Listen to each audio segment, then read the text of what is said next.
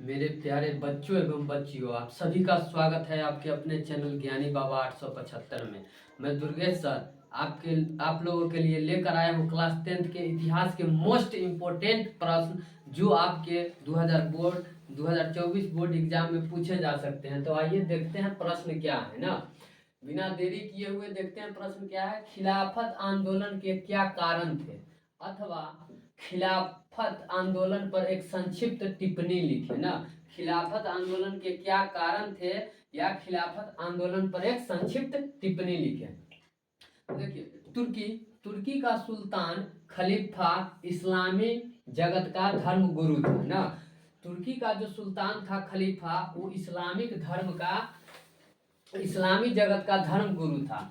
सेवर्स की संधि द्वारा उसकी शक्ति और प्रतिष्ठा नष्ट कर दी गई ना। सेवर्स की जो संधि हुई उसके द्वारा जो इस्लामी जगत का धर्म गुरु था कौन, खलीफा, सुल्तान खलीफा, उसकी प्रतिष्ठा और शक्ति नष्ट कर दी गई। इससे भारतीय मुसलमान उद्वेलित हो गए ना। खलीफा को पुराना गौरव या उसकी प्रतिष्ठा को पुनः स्थापित करने के लिए 1919 में अली बंधुओं ने खिलाफत समिति बनाकर आंदोलन करने की योजना बनाई। ठीक है, 17 अक्टूबर 1919 ईस्वी को खिलाफत दिवस मनाया गया ना। 17 अक्टूबर 1919 ईस्वी को क्या मनाया गया, तो खिलाफत दिवस मनाया गया। 1924 में तुर्की के शासक मुस्तफा कमाल पाशा द्वारा खलीफा के पद को समाप्त कर देने से खिलाफत आंदोलन स्वतः क्या हुआ कि समाप्त हो गया ना। तो आइए देखते हैं अगला प्रश्न। अगला प्रश्न क्या है हमारा कि रॉलेट एक्ट से आप क्या समझते हैं, इसका विरोध क्यों हुआ ना। रॉलेट एक्ट जो है उससे आप क्या समझते हैं या इसका विरोध क्यों हुआ ना। तो आइए देखते हैं। भारत में बढ़ती हुई राष्ट्रवादी घटनाओं एवं असंतोष दबाने के लिए रॉलेट एक्ट को लाया गया था ना। भारत में जो बढ़ रही थी राष्ट्रवादी घटना एवं कुंचित असंतोष दबाने के लिए रॉलेट एक्ट को लाया गया था, जिसके अंतर्गत क्या था नियम, तो सरकार किसी भी व्यक्ति को बिना साक्ष्य एवं वारंट के भी गिरफ्तार कर सकती थी। मतलब बिना कोई सबूत के उसको क्या किया जा सकता था, गिरफ्तार किया जा सकता था। इस अधिनियम के अंतर्गत एक विशेष न्यायालय के गठन का प्रावधान था, जिसके निर्णय के विरुद्ध कोई अपील नहीं की जा सकती थी ना। मतलब ऐसा नियम बनाया गया न्यायालय, ऐसा नियम जिसका कि कोई विरोध भी नहीं कर सकता था, उसके खिलाफ कोई अपील नहीं कर सकता था, इसीलिए इसका विरोध हुआ। ठीक है, तो यह वीडियो आपको पसंद आता हो तो इसे लाइक, शेयर और चैनल को सब्सक्राइब करना न भूलिएगा। यदि आप स्क्रीनशॉट लेना चाहते हैं तो आप आसानी से स्क्रीनशॉट भी ले सकते हैं। तो आइए आप देखते हैं अगला प्रश्न क्या है। तो अगला प्रश्न जो होगा हमारा 3 नंबर क्या है, गांधी जी ने दांडी यात्रा क्यों की ना, इसका क्या परिणाम हुआ। ठीक है, गांधी जी ने दांडी यात्रा क्यों की और इसका परिणाम क्या हुआ। तो देखिए, नमक के व्यवहार और उत्पादन पर सरकारी नियंत्रण था। मतलब कि सरकार का अधिकार था, नियंत्रण था। गांधी जी इसे अन्याय मानते थे एवं इसे समाप्त करना चाहते थे। नमक कानून भंग करने के लिए 12 मार्च 1930 को गांधी जी अपने 78 सहयोगियों या अनुयायियों के साथ, सहयोगियों कहिए या अनुयायी कहिए, ठीक है, उनके साथ दांडी यात्रा मतलब कि नमक यात्रा पर निकले। वे वहां पहुंचे थे 5 अप्रैल को, लेकिन वहां से फिर 6 अप्रैल को क्या किया कि 6 अप्रैल 1930 को दांडी पहुंचे। वहां पहुंचकर उन्होंने समुद्र के पानी से नमक बनाकर नमक कानून भंग किया ना। मतलब कि समुद्र से पानी से नमक बनाकर और नमक कानून भंग किया। इसी के साथ नमक सत्याग्रह मतलब सविनय अवज्ञा आंदोलन आरंभ हुआ और शीघ्र ही पूरे देश में फैल गया। देखिए, सविनय अवज्ञा आंदोलन का मतलब हो गया कि जो नमक सत्याग्रह था, तो महात्मा गांधी जी का कहना था क्या कि सविनय मतलब होता है निवेदन पूर्वक ना, अवज्ञा मतलब अवहेलना करना। ठीक है, तो मतलब कि निवेदन पूर्वक हम अंग्रेजों का क्या करेंगे, अवहेलना करेंगे। मतलब कि उनका जो कहना, जो बात है वो नहीं मानेंगे ना, लेकिन सविनय अवज्ञा इसी को कहा जाता है। तो आइए देखते हैं अगला प्रश्न हमारा क्या है, 4 नंबर। गांधी इरविन पैक्ट अथवा दिल्ली समझौता क्या था ना। गांधी इरविन जो पैक्ट था या उसी को दिल्ली समझौता के नाम से भी हम लोग जानते हैं, तो वो क्या था आइए देखते हैं। सविनय अवज्ञा आंदोलन की व्यापकता ने अंग्रेजी सरकार को समझौता करने के लिए बाध्य किया। मतलब सविनय अवज्ञा आंदोलन जो हुआ, अभी बात कर रहे थे कि सविनय मतलब होता है निवेदन पूर्वक, अवज्ञा मतलब अवहेलना करना। मतलब कि गांधी जी का कहना था कि एकदम आज्ञा पूर्वक हम उनकी मतलब क्या करेंगे, उनका जो मतलब जो काम है उनका हम विरोध करेंगे, हम अपना विरोध करेंगे लेकिन सविनय अवज्ञा की तरह ना। व्यापकता ने अंग्रेजी सरकार को समझौता करने के लिए बाध्य किया। 5 मार्च 1931 को वायसराय लॉर्ड इरविन तथा गांधी जी के बीच समझौता हुआ, जिसे दिल्ली समझौता के नाम से भी जाना जाता है। इसी को गांधी इरविन पैक्ट भी कहा जाता है, या इसी को गांधी गांधी क्या कहा जाता है, दिल्ली समझौता के नाम से भी हम लोग जानते हैं। इसके तहत गांधी जी ने आंदोलन को स्थगित कर दिया तथा वे द्वितीय गोलमेज सम्मेलन में भाग लेने हेतु सहमत हो गए। तो देखिए गांधी जी मतलब केवल द्वितीय गोलमेज सम्मेलन में ही भाग लिए थे, प्रथम में और तृतीय में वो नहीं लिए थे। ठीक है, तो आइए देखते हैं अगला प्रश्न। अगला प्रश्न हमारा क्या है, 5वां। चंपारण आंदोलन कब हुआ तथा इसके क्या कारण थे ना। चंपारण में जो आंदोलन हुआ वो कब हुआ और इसका जो कारण था वो क्या कारण था ना। तो चंपारण आंदोलन अप्रैल 1917 ईस्वी में बिहार के चंपारण जिले में हुआ था ना। चंपारण आंदोलन जो है वो अप्रैल महीने के 1917 ईस्वी को बिहार के चंपारण जिला में हुआ था। बिहार में नीलहे गोरे द्वारा 3 कठिया व्यवस्था प्रचलित थी, जिसमें किसान को अपनी भूमि के 3/20 हिस्से में नील की खेती करनी होती थी। कहने का मतलब हुआ कि 20 कट्ठा में 3 कट्ठा जो है वो नील की खेती करना पड़ता था। किसान नील की खेती नहीं करना चाहते थे, क्योंकि इससे भूमि की उर्वरता कम हो जाती थी ना। मतलब नील की खेती करने से भूमि जो होता था कमजोर होता था, तो उसकी उर्वरता जो है मतलब उपजने की क्षमता जो है वो कम हो जाता था। उससे उत्पादन का उचित कीमत भी नहीं मिलता था, जिससे उसकी स्थिति दयनीय हो गई। मतलब वहां की किसान की जो स्थिति थी वो बहुत खराब होते जा रहा था दिन प्रतिदिन ना। किसानों के पक्ष को लेकर महात्मा गांधी ने चंपारण में सत्याग्रह आंदोलन की शुरुआत की। ब्रिटिश सरकार को अंततः झुकना पड़ा ना। और अंततः क्या हुआ कि ब्रिटिश सरकार को झुकना पड़ा। तो यह वीडियो आपको पसंद आता हो तो इसे जरूर शेयर, लाइक और चैनल को सब्सक्राइब करना न भूलिएगा। यदि आप स्क्रीनशॉट लेना चाहते हैं तो स्क्रीनशॉट भी ले सकते हैं। आइए फिर बढ़ते हैं हम अगले प्रश्न की ओर। देखिए मेरठ षड्यंत्र से आप क्या समझते हैं ना। मेरठ षड्यंत्र, देखिए प्रश्न जो हम लाए हैं ना, आपके बोर्ड एग्जाम में से अगर इसमें से पूछा ही जाना है एकदम निश्चित रूप से, बहुत ही महत्वपूर्ण प्रश्न है, तो इसे आप अच्छे से जरूर याद कर लीजिएगा। ठीक है, आइए देखते हैं। तो मेरठ षड्यंत्र से आप क्या समझते हैं ना। असहयोग आंदोलन की समाप्ति के बाद भारत में साम्यवादी आतंकवादी राष्ट्रवादियों पर सरकार ने दमन शुरू किया। ठीक है, मेरठ षड्यंत्र केस के तहत मार्च 1929 ईस्वी में 31 मजदूर नेताओं को षड्यंत्रों के आरोप में गिरफ्तार किया गया। कितने मजदूर नेताओं को, तो 31 मजदूर नेताओं को षड्यंत्र के तहत मतलब उनको गिरफ्तार कर लिया गया।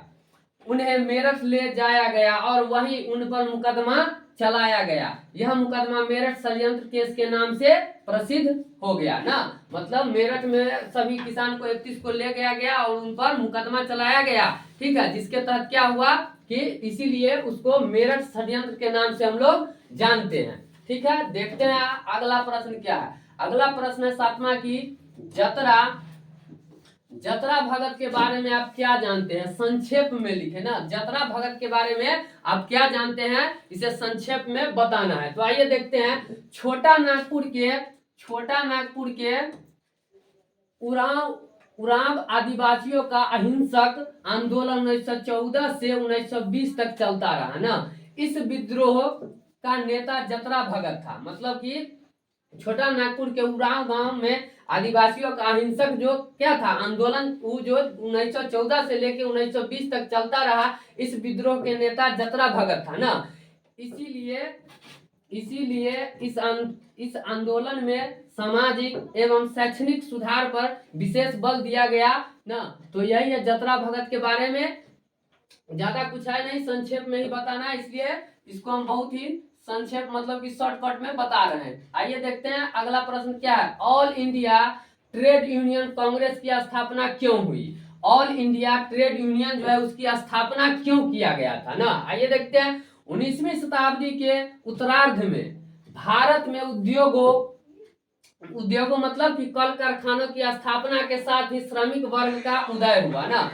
जब वहां भारत में 19वीं शताब्दी के मतलब उत्तरार्ध में भारत में उद्योगों की क्या हुई कि स्थापना हुई। इससे क्या हुआ कि श्रमिक वर्ग का उदय हुआ, मतलब उनके अच्छे दिन आए। इन औद्योगिक इकाइयों में मजदूरों का कई तरह से शोषण किया जाता था। धीरे धीरे श्रमिक वर्ग अपने अधिकारों के प्रति सजग हुआ। अपनी मांगों के लिए हड़ताल का सहारा लेने के अतिरिक्त मजदूर संगठित होकर अपना संगठन बनाने का भी प्रयास करने लगे। मतलब ये जो किसानों का क्या होता था, मजदूरों का क्या होता था, तो बहुत ज्यादा शोषण होता था। इसके लिए धीरे धीरे क्या किए कि श्रमिक अपना एक वर्ग अपने अधिकार के प्रति सजग हुआ, मतलब कि जो उनका अधिकार था उनके प्रति सचेत हुए और अपनी मांग के लिए हड़ताल का सहारा लेने लगे, मतलब कि हड़ताल करने लगे। इससे क्या हुआ और वो अपना संगठन भी बनाने लगे, संगठन बनाने का भी प्रयास करने लगे। इसी क्रम में 1920 ईस्वी को लाला लाजपत राय की अध्यक्षता में all India trade union Congress की स्थापना हुई ना। तो किनके अध्यक्षता में? तो लाला लाजपत राय की अध्यक्षता में all India trade union Congress की क्या हुई? स्थापना हुई। तो यह वीडियो आपको पसंद आता हो तो इसे जरूर लाइक शेयर और चैनल को जरूर सब्सक्राइब कीजिएगा। तो आइए, अगर आप स्क्रीनशॉट लेना चाहते हैं तो ले सकते हैं, फिर हम अगले प्रश्न की ओर बढ़ेंगे। तो आइए, अगला प्रश्न क्या है। बिहार के किसान आंदोलन पर एक टिप्पणी लिखे ना। बहुत ही वीवीआई क्वेश्चन है, ये प्रश्न बहुत बार पूछा गया है और इस बार भी लग रहा है जैसे कि पूछा जाएगा ही बोर्ड एग्जाम में। 2024 के जो एग्जाम होने वाला है फरवरी में, 15 फरवरी से स्टार्ट होगा उसमें। तो आइए देखते हैं। 1920 के दशक में बिहार के किसानों ने अपने को संगठित करना शुरू किया, ठीक है। किसानों के प्रति उदासीन रवैये का फायदा उठाकर वामपंथियों ने उन्हें किसान सभाओं के गठन हेतु प्रेरित किया, ठीक है। इसके फलस्वरूप क्या हुआ कि 1922-23 में मुंगेर में शाह मोहम्मद जबैर की अध्यक्षता में किसान सभा का गठन किया गया, ठीक है। उसके बाद क्या हुआ, बिहार के किसान आंदोलन के एक प्रखर नेता के रूप में स्वामी सहजानंद सरस्वती का नाम विशेष उल्लेखनीय है। फिर बढ़ते हैं हम अपने अगले प्रश्न की ओर। स्वराज पार्टी की स्थापना एवं उद्देश्य की विवेचना करें ना। स्वराज जो पार्टी की स्थापना हुई थी, क्या है उसका उद्देश्य क्या था? तो देखिए, असहयोग आंदोलन की एकाएक समाप्ति से उत्पन्न निराशा और क्षोभ का प्रदर्शन 1922 में कांग्रेस के गया अधिवेशन में हुआ, जिसके अध्यक्ष चित्तरंजन दास थे ना। क्या हुआ कि यह सहयोग आंदोलन एकाएक क्या हो गया, समाप्ति हुआ। उससे क्या हुआ कि निराशा हुआ सभी को, और 1922 में कांग्रेस का जो गया में अधिवेशन हुआ था ना, जिसके अध्यक्ष कौन थे? चित्तरंजन दास थे ना। चित्तरंजन दास और मोतीलाल नेहरू ने कांग्रेस से असहमत होकर पद त्याग करते हुए, मतलब क्या हुआ कि चित्तरंजन दास और मोतीलाल नेहरू ना क्या हो गए, तो असहमत होकर कांग्रेस से मतलब असहमत हो गए, उन दोनों में सहमति नहीं जमी, उसके लिए पद त्याग कर दिया और 1922 ईस्वी में स्वराज पार्टी की स्थापना की। स्वराज पार्टी के नेताओं का मुख्य उद्देश्य था देश के विभिन्न निर्वाचनों में भाग लेकर व्यवसायिक सभाओं एवं सार्वजनिक संस्थाओं में प्रवेश कर सरकार के कामकाज में अवरोध पैदा किया जाए ना। वे अंग्रेजों द्वारा भारत में चलाई गई सरकारी परंपराओं का अंत चाहते थे। मतलब कौन? तो चित्तरंजन दास और मोतीलाल नेहरू ना क्या चाहते थे कि वो अंग्रेज जो भारत पर क्या शासन कर रही है, उनकी जो सरकारें हैं वो उनका परंपराओं को अंत करना चाहते थे। उनकी नीति थी नौकरीशाही की शक्ति को कमजोर कर दमनकारी कानूनों का विरोध करना और राष्ट्रीय शक्ति का विकास करना एवं आवश्यकता पड़ने पर पद त्याग कर सत्याग्रह में भाग लेना। और यदि आवश्यकता पड़े तो वो अपने पद का भी त्याग कर सकते हैं। त्याग करके क्या करेंगे कि सत्याग्रह में, आंदोलन में वो भाग लेंगे। देखते हैं फिर अगला प्रश्न क्या है। गांधी जी ने असहयोग आंदोलन क्यों आरंभ किया? यह प्रथम जन आंदोलन कैसे था? मतलब कहने का क्या हुआ कि गांधी जी ने असहयोग आंदोलन मतलब आरंभ क्यों किए थे ना, और यह प्रथम जन आंदोलन कैसे था? रॉलेट कानून, जालियांवाला बाग हत्याकांड के विरोध में तथा खिलाफत आंदोलन के समर्थन में गांधी जी ने असहयोग आंदोलन चलाने का निर्णय लिया। ठीक है, इसका उद्देश्य स्वराज की प्राप्ति था। मतलब असहयोग आंदोलन का उद्देश्य क्या था? स्वराज की प्राप्ति था। इसमें समाज के विभिन्न वर्गों के लोगों ने पहली बार व्यापक रूप से भाग लिया। मतलब असहयोग आंदोलन में समाज के सभी वर्ग, मजदूर, किसान, गरीब, अमीर सभी ने मिलजुल कर भाग लिया था। विभिन्न वर्गों के लोगों ने पहली बार व्यापक रूप से भाग लिया। शहरी मध्यम वर्ग की इसमें मुख्य भागीदारी रही ना, शहर के लोग भी और मध्यम वर्ग के जो भी व्यक्ति थे सभी ने इसमें भाग लिया। ग्रामीण क्षेत्रों में किसानों, मजदूरों तथा आदिवासियों ने भी इस आंदोलन में भाग लिया। मतलब कि ग्रामीण क्षेत्र में जो किसान थे, मजदूर थे ना, आदिवासी थे, सभी ने इस आंदोलन में भाग लिया। इस प्रकार यह प्रथम जन आंदोलन बन गया और इसीलिए इसे असहयोग आंदोलन के साथ साथ क्या कहा जाता है कि यह असहयोग आंदोलन ही क्या था? प्रथम जन आंदोलन था। तो आइए बढ़ते हैं हम अगले प्रश्न की ओर एकदम तेजी में। सविनय अवज्ञा आंदोलन के क्या कारण थे ना? सविनय अवज्ञा आंदोलन के क्या कारण थे? तो सविनय अवज्ञा आंदोलन के प्रमुख कारण थे जो कि आपके यहाँ दिया गया है क्या? साइमन कमीशन का बहिष्कार तथा नेहरू रिपोर्ट का अस्वीकार किया जाना। मतलब साइमन कमीशन जो भारत में आया था उसका बहिष्कार करना और नेहरू रिपोर्ट का भी अस्वीकार किया जाना। दूसरा पॉइंट क्या है कि 1929-30 की विश्वव्यापी आर्थिक मंदी ना, सविनय अवज्ञा आंदोलन का यह भी एक मुख्य कारण है कि विश्वव्यापी आर्थिक जो मंदी आया था 1929-30 में। तीसरा पॉइंट है क्या? भारत में समाजवादी का बढ़ता प्रभाव। ठीक है। चौथा पॉइंट है गांधी जी के 11 सूत्री मांगों को मानने से इरविन का इनकार। गांधी जी 11 सूत्री मांग किए थे जिसको इरविन ने क्या कर दिया था? अस्वीकार कर दिया था। और पांचवा था कि पूर्ण स्वराज की मांग। तो अगर आपसे ये भी प्रश्न पूछा जा सकता है कि सविनय अवज्ञा पूर्ण स्वराज की मांग किस आंदोलन में किया गया था? तो सविनय अवज्ञा आंदोलन में ना। तो आइए देखते हैं फिर अगले प्रश्न। जालियांवाला बाग हत्याकांड के विषय में आप क्या जानते हैं? तो मेरे प्यारे बच्चों, ये जो प्रश्न है ना बहुत महत्वपूर्ण है आपके लिए। इस प्रश्न को तो 100% ही चांस रहता है कि प्रश्न पूछा जाएगा आपके एग्जाम में, तो इसे अच्छे से देख लीजिए ना। 13 अप्रैल 1919 को अमृतसर के जालियांवाला बाग में बैसाखी के दिन ना, किस दिन? तो बैसाखी के दिन एकत्रित सभा रॉलेट एक्ट एवं पुलिस की दमनकारी नीतियों का विरोध कर रही थी ना।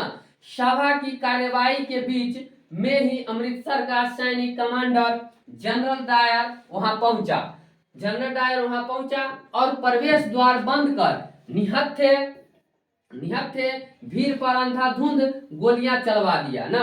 इस हत्याकांड में 379 लोग मारे गए तथा करीब 1200 लोग जख्मी हुए ना। इसीलिए इसे जालियांवाला बाग हत्याकांड के नाम से हम लोग जानते हैं ना। जालियांवाला बाग हत्याकांड प्रश्न जो है आपके ऑब्जेक्टिव में भी पूछा जाता है कि कब हुआ था? तो 13 अप्रैल 1919 ईस्वी को हुआ था ना। कहाँ हुआ था? तो अमृतसर में हुआ था। तो आइए देखते हैं अब अगला प्रश्न आज का। नमक सत्याग्रह पर एक टिप्पणी लिखे ना। ये भी प्रश्न जो आपके बोर्ड एग्जाम के लिए बहुत ही महत्वपूर्ण है। तो आइए देख लेते हैं क्या है। सविनय अवज्ञा आंदोलन नमक सत्याग्रह से आरंभ हुआ ना। सविनय अवज्ञा आंदोलन जो है वो कब आरंभ हुआ? तो नमक सत्याग्रह जो हुआ था उसी से आरंभ हुआ था। नमक कानून भंग करने के लिए गांधी जी ने डांडी को चुना ना। डांडी एक जगह का नाम है ना, उसको चुना। 12 मार्च 1930 को अपने 78 विश्वस्त सहयोगियों के साथ गांधी जी ने साबरमती आश्रम से डांडी यात्रा आरंभ की ना। गांधी जी कहां से? आरंभ किए दांडी यात्रा तो साबरमती आश्रम से ना। 24 दिनों की लंबी यात्रा के बाद 6 अप्रैल 1930 को दांडी पहुंचे। वहां पहुंचकर उन्होंने समुद्र के पानी से नमक बनाया और शांतिपूर्ण अहिंसक ढंग से नमक कानून भंग किया। ठीक है, तो आप स्क्रीनशॉट लेना चाहते हैं तो ले सकते हैं। यदि यह वीडियो आपको पसंद आया हो तो इसे ज्यादा से ज्यादा शेयर करें, लाइक करें और सब्सक्राइब भी करें ताकि हमारा हौसला बढ़ता रहे और इसी प्रकार का वीडियो हम आपके सामने लेकर आते रहें।